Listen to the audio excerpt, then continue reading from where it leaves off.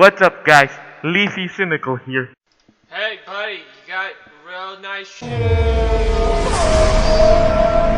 And today we're gonna do a video on this guy who's very big, and his name is Aaron. Yeah, so he's like big because he's into girls with kryptonite ears pierced.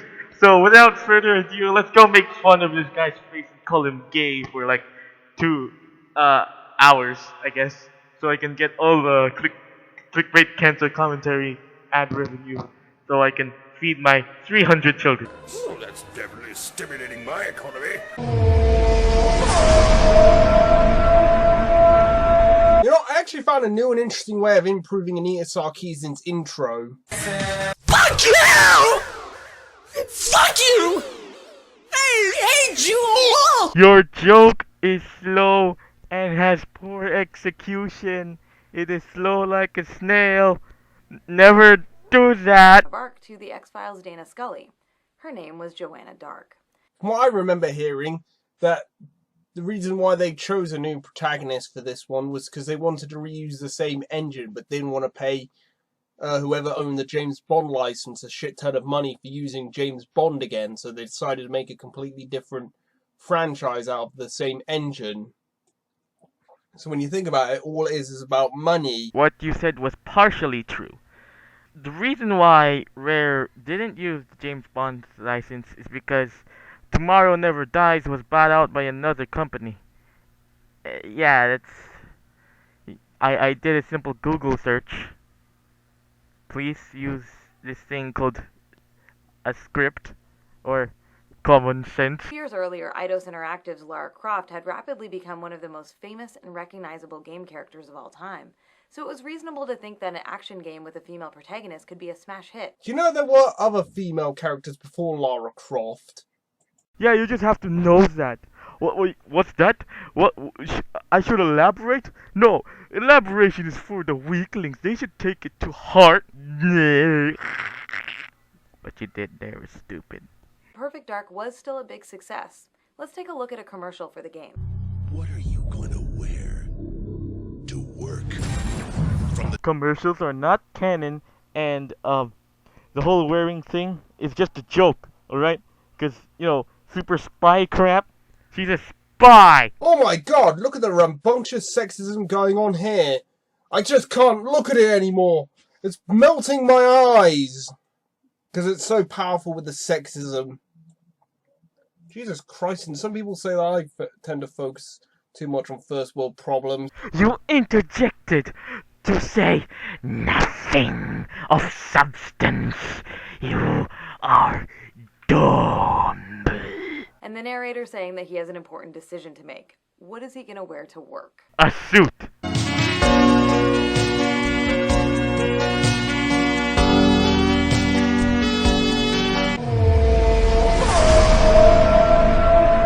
When you're using an example, you don't have to show an entire video.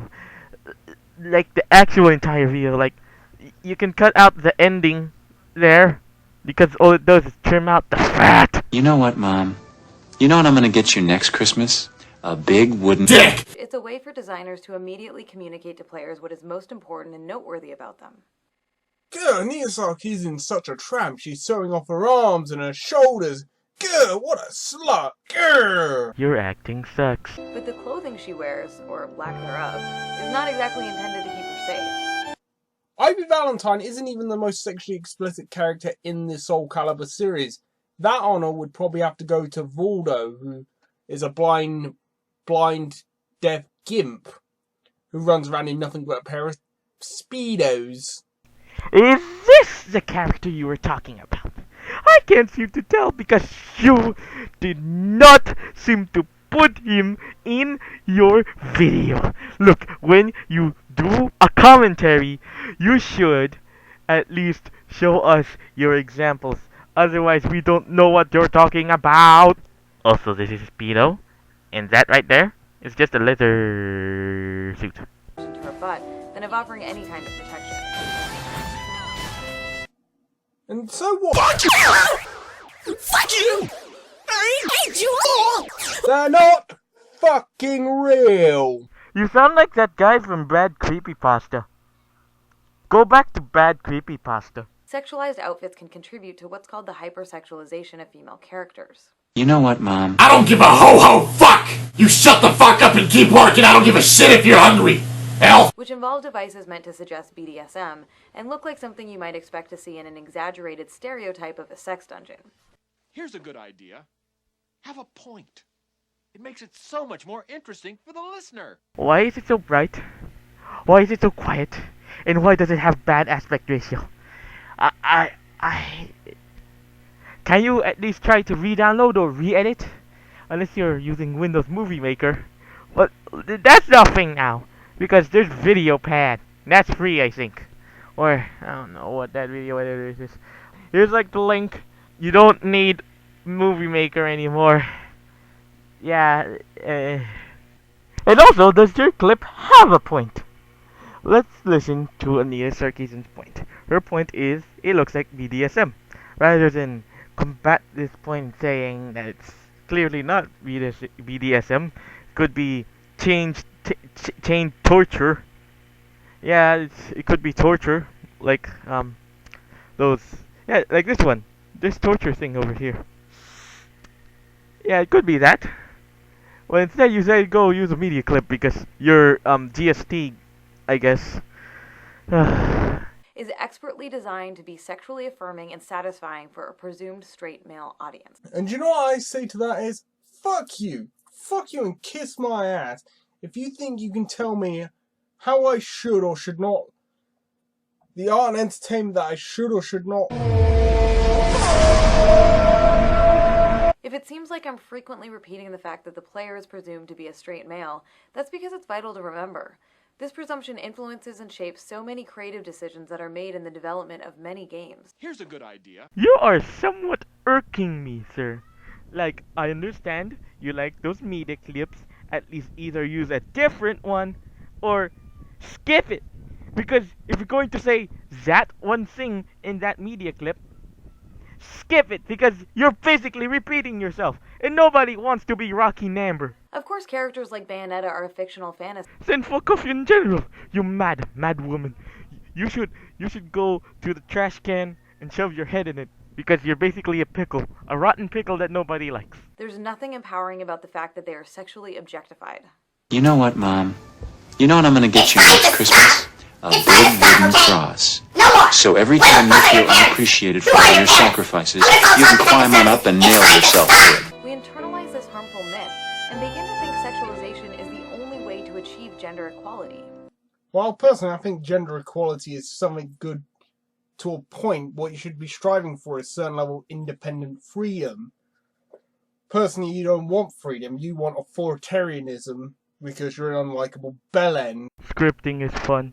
Some gaming fans have come up with all sorts of ridiculous defenses for the sexualized costumes female characters are often made to wear. You know what, Mom?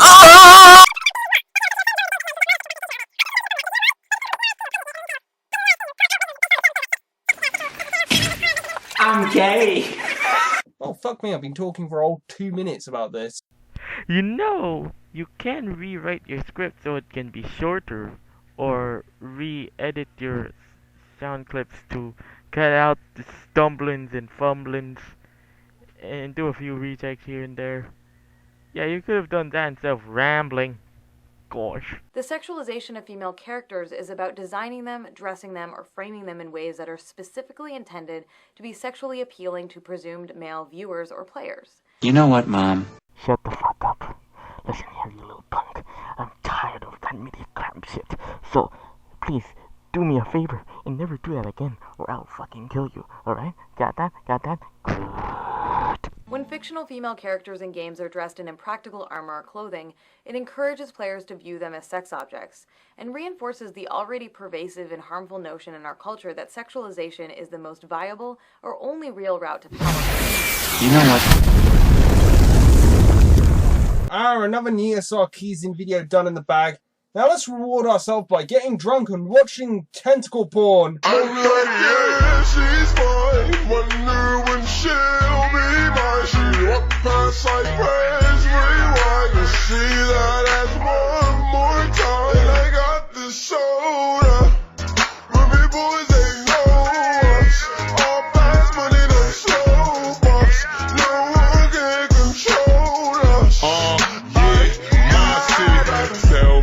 what you see. Is it money or it's me? I smoke 20, smell a weed. I got honeys in my V. They like Monty, can you be my baby daddy? I'm like, yeah. I got robins on my jeans. You see the wings on every pair. All you see is Remy boys. You know my niggas everywhere. And if somebody got a problem, we could meet up anywhere. Now go say some. Don't you niggas play dumb. You know where we came from. And you don't want sauce, no. Hooray! My final rating is a 2 out of 10.